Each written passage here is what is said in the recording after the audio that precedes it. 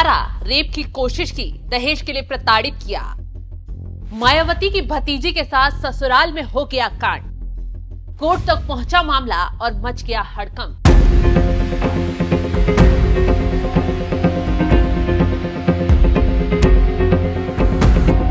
नमस्कार, आप देख रहे हैं एनएमएफ न्यूज में आपके साथ शबनम। अभी तक भतीजे आकाश अनंत पर मायावती के एक्शन से हड़कंप मचा हुआ था। परिवार में सब कुछ ठीक नहीं चल रहा था, लेकिन इसके बीच मायावती के परिवार में ऐसी मुसीबत आई जिसे सुनकर हर कोई हैरान रह गया। दरअसल शादी के बाद पति पत्नी में विवाद, दहेज को लेकर तकरार, पति का पत्नी पर अत्याचार, तमाम मामले सामने आ रहे हैं। लेकिन जब एक पूर्व मुख्यमंत्री और बीएसपी सुप्रीमो मायावती के घर में ही दहेज को लेकर बवाल मच गया हो, तो खबर सुनकर हर कोई हैरान ही रह जाएगा।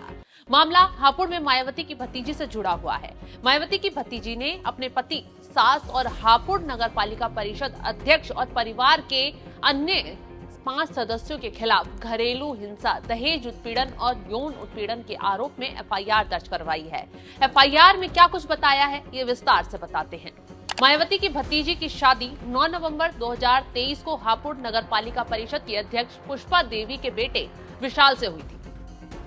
शादी के बाद से ही आरोपी परिवार ने महिला को प्रताड़ित करते हुए बीएसपी का टिकट, 50 लाख रुपए नगद और दहेज के रूप में एक फ्लैट की मांग कर डाली।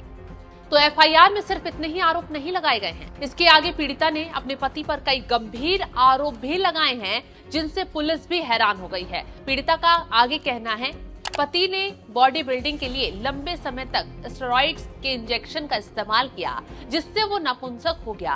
उसके बाद उस पर बच्चे पैदा करने का दबाव बनाते हुए उसके साथ रेप की कोशिश भी की गई। 17 फरवरी 2025 को उसके ससुर और देवर ने कथित तौर पर उसका यौन उत्पीड़न करने का प्रयास किया।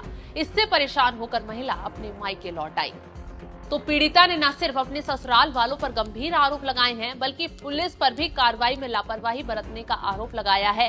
और आगे उसने जो एफआईआर दी है उसमें कहा गया है, पुलिस में शिकायत दर्ज कराने के बाद भी शुरुआत में कोई कार्रवाई नहीं की गई। इस पर उसने अदालत का दरवाजा खटखटाया। ससुराल वालों के राजनीतिक प्रभाव के कारण उसकी शिकायतों को शुरू में नजरअंदाज कर दिया गया। 21 मार्च को पुलिस अधीक्षक को एक पंजीकृत शिकायत भेजी गई, लेकिन कोई प्रतिक्रिया नहीं मिली, जिसके बाद 24 मार्च को अदालत का रुख किया गया। मुख्य न्यायिक मजिस्ट्रेट के निर्देश पर 10 अप्रैल को हापुड़ नगर कोतवाली में एफआईआर दर्ज की गई।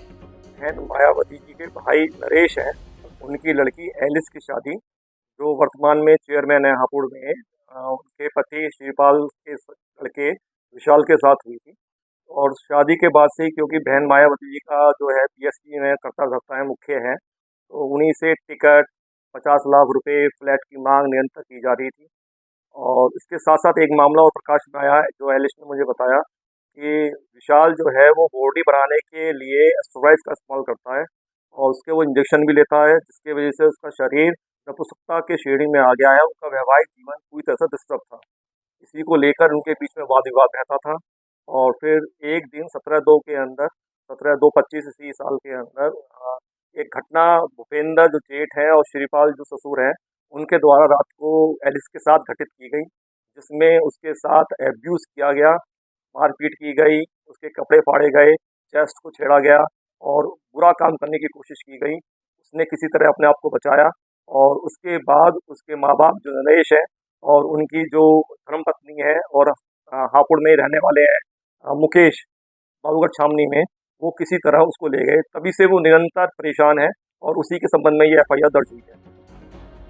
तो काफी मशक्कत के बाद पीड़िता की एफआईआर दर्ज हुई है और इस मामले ने काफी सुर्खियां बटोर ली है, क्योंकि ये मामला सीधा मायावती की भतीजी से जुड़ा हुआ है और बेहद गंभीर आरोप मायावती की भतीजी की तरफ से ससुराल पक्ष पर लगाए गए हैं। फिलहाल पुलिस पूरे मामले की जांच में जुट गई है। एफआईआर भी दर्ज हो गई है। गंभीर धाराएं आरोपियों के खिलाफ लगाई गई हैं। पुलिस की तरफ से आरोपियों के खिलाफ जांच के बाद सख्त कार्रवाई की बात भी कही जा रही है। एफआईआर में आरोपियों के खिलाफ भारतीय न्याय संहिता की धारा 85, 115, 75, 76 और दहेज निषेध अधिनियम की संबंधित धाराओं के तहत आरोप दर्ज किए गए हैं। अब मामले की छानबीन के बाद ही साफ हो पाएगा कि आखिर कैसे पीड़िता को प्रताड़ित किया गया और पूरा मामला कहां से शुरू हुआ। और कैसे ये मामला कोर्ट तक पहुंचा। अब पूरे मामले की तफ्तीश से जांच में पुलिस जुट गई है। अब देखना ये होगा कि आखिर इस मामले में पुलिस की तरफ से क्या बड़ी कार्रवाई की जाती है। फिलहाल इस खबर पर आपकी राय क्या, कमेंट कर जरूर बताएं।